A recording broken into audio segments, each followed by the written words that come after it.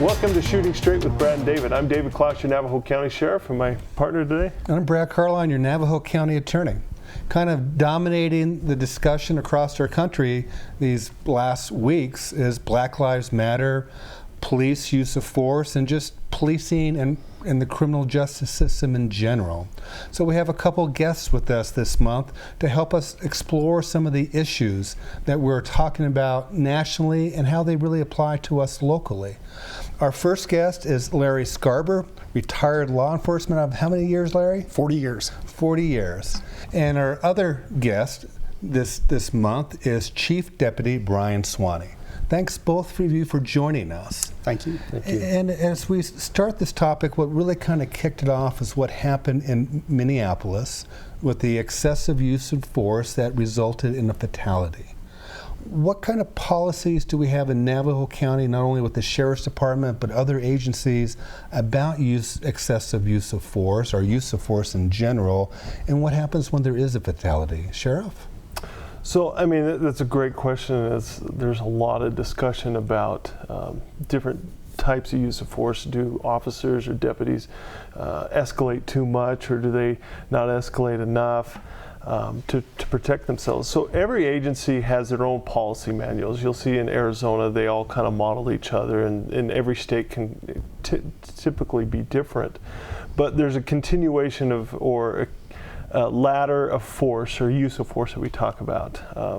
The first of just using verbal commands, and then it escalates or rises from there to tasers, OC spray, batons, physical hands, then lethal force or deadly force, to protect yourself. And those are all require a lot of training and a lot of advanced training, continual training. Every year we evaluate those and we look at that to say, hey, is this policy fit our needs? Does this policy fit law? Does this policy resolve the problem? So every use of force in the county with the Sheriff's Office has a use of force report or review behind it. So anytime a deputy does a hand takedown or has to effect arrest with more than just, hey, put your hands behind your back and put, I say you're under arrest and I put handcuffs on you. If it turns into a takedown to the ground, or if it turns into a taser, then the deputy has to fill out a use of force report. And every use of force report goes up the chain of command. And it starts with their field supervisor, to their lieutenant, to the deputy chief, to the chief deputy, and ultimately the sheriff. And that's on both sides. The jail has to do it with an inmate, or a deputy has to do it with somebody they're taking into custody. Or even if they don't take them into custody, everything is reviewed. And that's one of the main jobs of the chief deputy, is to review those every incident and then see if they follow law and they follow policy. So besides seeing if they follow law and follow policy, Bryan, do you use them as a training tool in some way? Absolutely. Either they did right or wrong. Absolutely. So we evaluate those. The main thing that we're looking for is, as like the sheriff talked about, as they come up the chain of command, is we're looking for appropriate use of force.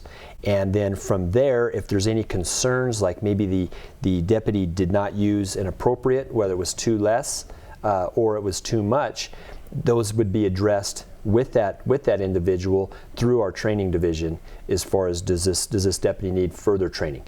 Just as much as excessive use of force is a concern, under use of force is also a concern as well for the subject safety and for the deputy safety. So we look at both sides of that. Is this an appropriate use of force? There's terms that are being used of de-escalation. De-escalation is I think it's a misleading term. It's appropriate. What was the appropriate use of force under law and under our policies? And so that's what we're looking for, is not de-escalation, but was it appropriate? And sometimes it is. You have to meet that level of force that is necessary to effect that arrest, but then also having the ability to come back and address it appropriately. Part of the training, and I gather you don't like the term de-escalation, but isn't there training on if a law enforcement officer confronts somebody who's agitated, to try to bring them down. And maybe de-escalation's not the right word, but we see a lot of it with mental health, people on stimulants, and people just, given today's community, get outraged quickly. Do you teach your officers how to bring people down? Absolutely. And a lot of it is just communication.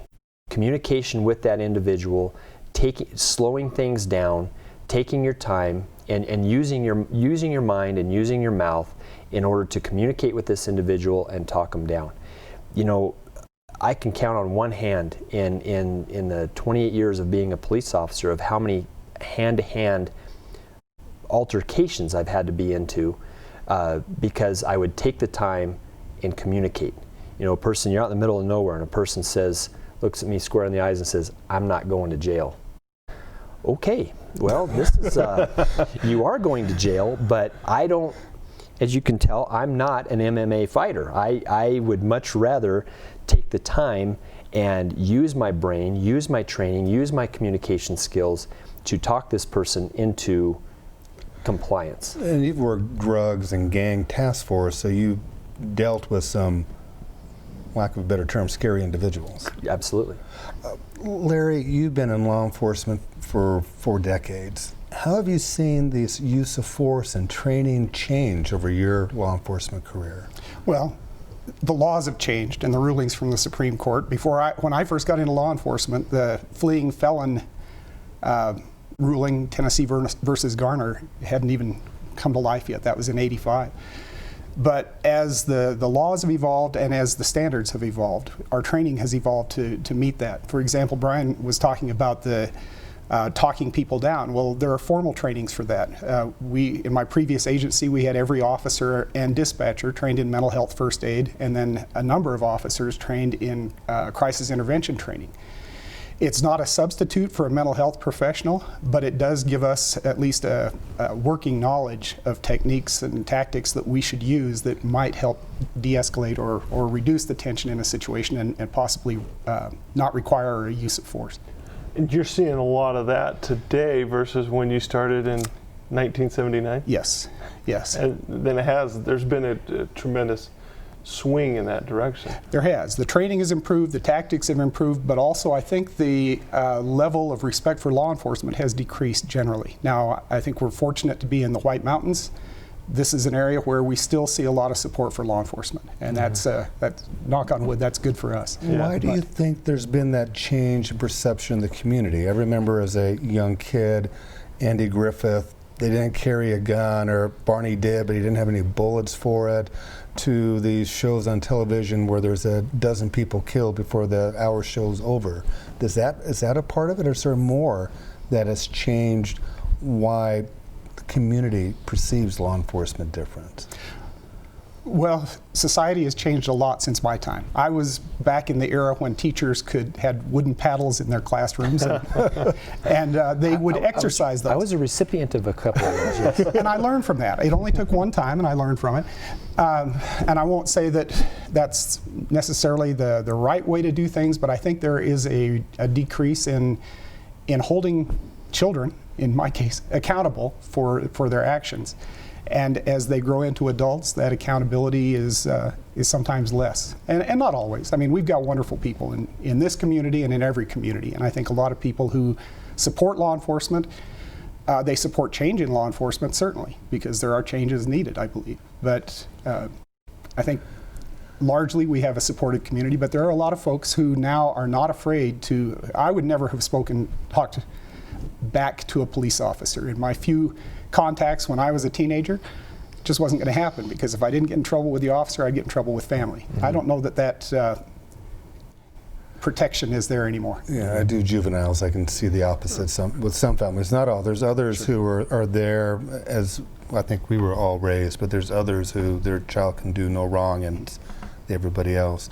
During the course of your career, Larry, you had a lot of opportunity to work with other ethnic groups, especially the Native American communities. And it seems like nationwide there's kind of tensions between law enforcement and different ethnic groups. How did you deal with it in your day, and how do you think it may have changed? Well, I know it takes time to establish relationships, time and trust. It's not something that's going to happen overnight. And I was a tribal liaison with the Arizona Department of Public Safety for 15 years, and then remained active in tribal relations even during my time in my previous agency. It takes time. You've got to show that you have a track record, one, that you have an interest, that you have a concern, that you really want to work on things that you can establish as a common goal. And sometimes it's just the little things, but you can make incremental changes. I worked with the San Carlos tribal law enforcement, and it took a number of years before the Department of Public Safety was welcome again on the San Carlos lands. So part of what I'm hearing, Larry, is you got out of your car and interacted with the community and community leaders. Is that accurate? That is correct, yes. Okay. And how much, Sheriff, does your agency do that? Get out of your patrol vehicles, interact with the citizens, the leaders? You know, that's a great question. I think Chief Scarber answered it very well, and I agree upon it. My perspective as Sheriff of Navajo County, we have 3 tribal agencies, or 3 tribal communities within Navajo County: Navajo, Hopi, and White Mountain Apache tribe. We have 5 police jurisdictions, or 6 municipalities, you know, from Pine Top Lakeside all the way to Winslow. As sheriff and as the sheriff's deputies, it's our priority to build relationships with each of those communities on reservation and off reservation, and it takes time, it takes trust. They're all different, right? All their needs are different, and our response to each of those communities is different because we serve them, we work for them. In our motto with the sheriff's office, you know, we have motto that we follow, and it's plastered in different or posted in different offices, conference rooms, and it talks about, and I cite this all the time, people probably get tired of me saying it, but we talk about the covenant of the public trust in our last sentence. And I think that's what, in some of these communities where you see these tensions, I think is eroded away, and they have to build it back, right? Just one quick story on that is long before this conversation started in 2020, last year in 2019, it hit me the other day, was the Gwendina Lead Gatewood, the chairwoman for the White Mountain Apache tribe. We had partnered on an operation with their police department and their game rangers, and she posted on Facebook and did a press release on it, and she says our relationship with the Navajo County Sheriff's Office is built on time and trust that has been there for many, many years, and that we're continuing to build on that and work on that. But she mentioned that, and it stuck with me. I was like, that's how we build those relationships, is continual trust, and that you do what you're sworn to do, and you hold up to that. One of the advantages I think we have in a rural area and small communities is people get to know us. Face-to-face interaction. Do you encourage your deputies to get involved in the community, be it Little League or Boy Scouts? Absolutely. In fact, in some of our promotional exams and stuff like that, and our oral board questions, we talk about that. What is your community involvement out as a police officer, as a deputy sheriff, and as a citizen? Because I think, and I had a conversation with a gentleman the other day at lunch. We were talking about this topic, and we talked about that because we go to school, we go to work, or we go to church, and we go have those interactions with the public, and they get to know me as David Clouse rather than Sheriff Clouse, and as Brian and as Larry versus the man in the uniform. They know us from both sides, and we encourage all our deputies, and I'm sure you did it the same when you're chief, is to have that coach youth sports, get involved in activities outside of law enforcement. A prime example is within our own office. We had a deputy assigned over to the Heber Overgaard community, and the community loved this deputy. And this deputy he'd park his truck at the end of the block, and he'd just walk the street. And if people were sitting out on their front porch drinking coffee or enjoying the weather, he'd step up on their porch and just sit down and visit. He'd go into the restaurants in Heber and just sit down and visit with people. And a lot of this was going on without direction from the sheriff's office, from leadership. He invested into that community. Well, unbeknownst to us, he ends up, due to some staffing issues, he gets moved out and to cover another area.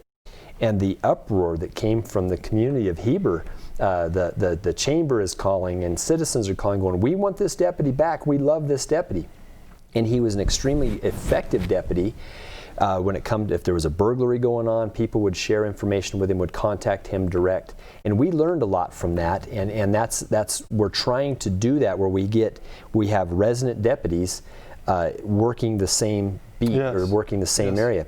The Department of Public Safety does that with assigning patrolmen or state troopers to an area, and they all get to know who those troopers are, and where the community will call them directly, if they have a problem or a question, and getting back to some of that not just having coffee with a cop, but having that true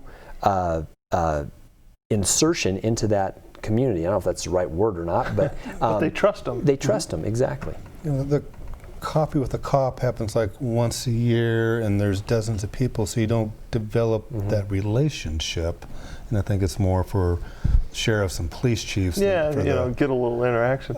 But you're exactly right. We want our deputies, we want our officers, we want them stopping in businesses. We want that face-to-face. Back to what the chief said, getting out of the car and having that interaction. One of the issues that I'm hearing on the national news is that law enforcement puts too much focus on the small crimes, be it graffiti or broken windows or jaywalking, and we're seeing videos of arrest of people for doing these little things. Why is that a focus in law enforcement? Some people say, go just look at those murderers and those rapists. Why is there that focus?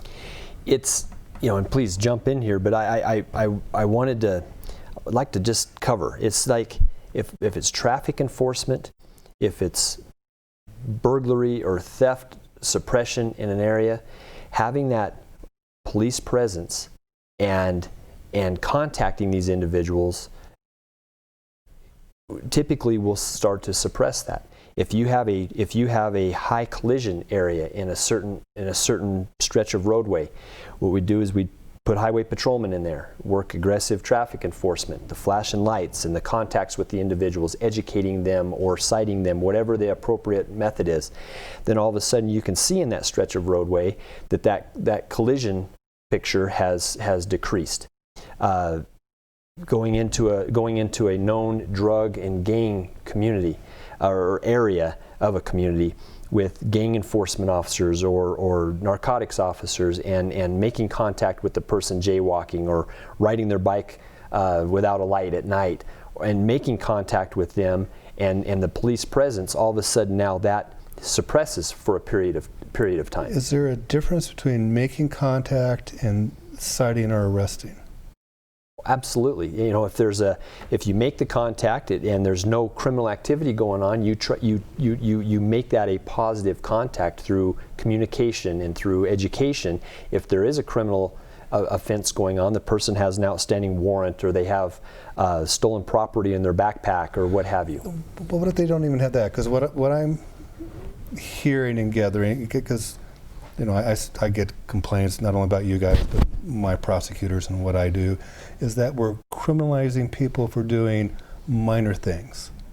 And it could be a criminal speed, it could be a trespass, but they can't afford to pay the fine, so they get sucked into the cycle of the criminal justice system, and it's early contact for them. It's not the big drug dealer out there. It's not somebody who's assaulting people. What is your concept on that, Larry? Because you've got a whole long view of how the law enforcement has dealt and the criminal justice system has dealt with these kind of issues. Well, over the years, I've seen that if you don't address small problems, they turn into bigger problems, has been kind of my experience on that. But I agree that there are people who don't belong in the system, and there need to be diversions, and that's why I think it's good. I've heard officers complain, well, that case, my good arrest here was diverted by the prosecutor. And If that person behaves for 6 months or a year, then it's going to just completely go away and not be on their record. I'm all for that. I think keeping people out of the system that don't belong is a great thing. You hope that they have learned something from it, kind of like I did with that paddling that I got in the 5th grade. I learned from it, and that's what you would hope that diversion might do. And I like seeing the drug diversion courts and the people who are going through that and making an effort to better their lives and to get out of a cycle of abuse or addiction or whatever it may be. But I do think that you have to address the small problems because they will get bigger. So is it kind of like squeezing the balloon? You put pressure on here by your suppression, but is it getting rid of the problem or just moving the problem somewhere else? That depends a lot on the person, I think, because I think in some cases when you act on it, then that person is going to respond and go, "Hey, I've learned a lesson." And in other cases, they're just going to say, "Well, I'm going to move to where the grass is greener and that I don't attract the attention of local law enforcement." And that's the thing in a small community. We know you get familiar with who your repeat offenders are. Oh, yeah. And you run warrants checks every time you see them because you have a pretty good suspicion that they're probably going to have a warrant on them. And that those folks many times will just move on and try and be anonymous someplace else. We've probably got time for one more topic, and I'm going to start with you on this one again, Larry. There's this theme out there, defund police, which doesn't mean get rid of police, but reduce funding and move it into social programs. Were those social programs around when you started that they want to fund now? Little by little, they've been chipped away.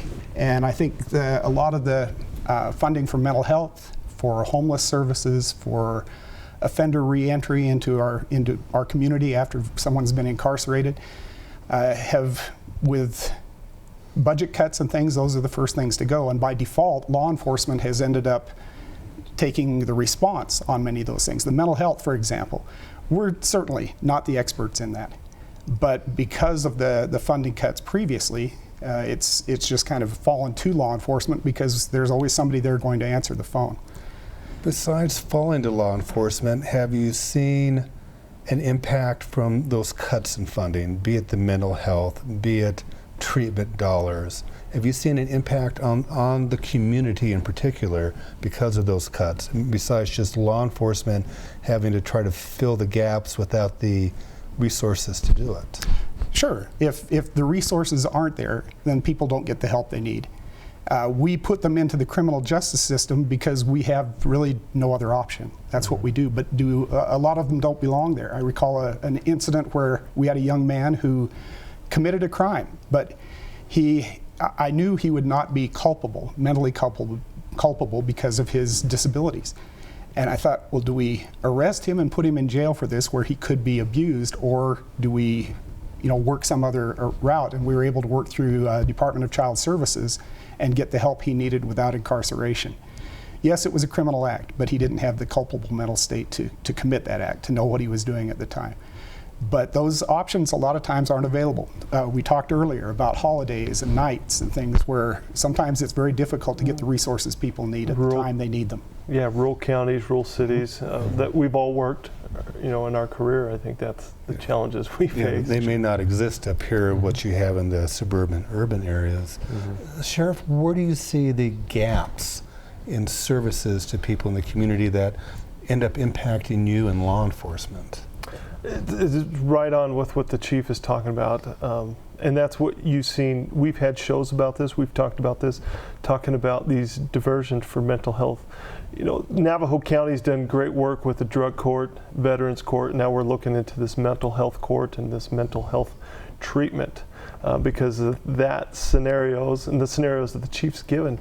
And as sheriff, we house inmates. We house we have on our high end, we can have 350 inmates. And there's been studies shown across the county or across the country with different sheriffs up to 20% of jail population. I'm not talking prison that are sentenced, but in jail population, up to 20% could be good candidates or have a mental health problem. And what the chief was talking about is we are sometimes left to deal with it. And then a street officer incarcerates them, house them in our jail, and then now we're having to train detention officers how to deal with that. But and that's a topic we'll continue that conversation again. But something we've been aggressively working on, trying to find that additional